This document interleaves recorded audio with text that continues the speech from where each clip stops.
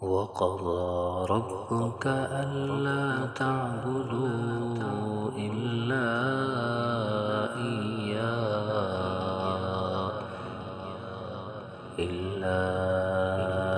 إياه وبالوالدين إحسانا إما يبلغن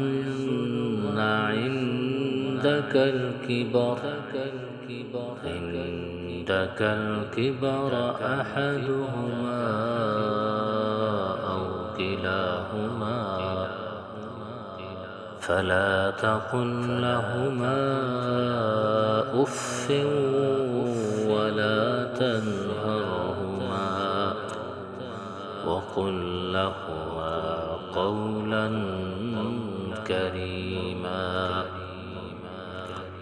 واخفض لهما جناح الذل من الرحمة وقل رب ارحمهما كما ربياني صغيرا ربكم أعلم بما في نفوسكم إن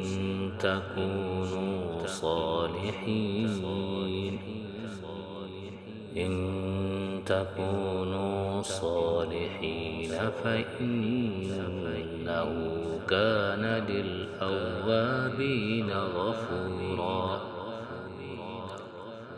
وآت ذا القربى حقه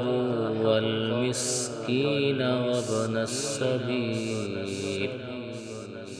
ولا تبذر تبذيرا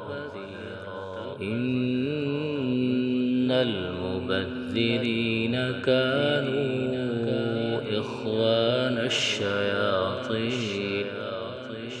وكان الشيطان لربه كفورا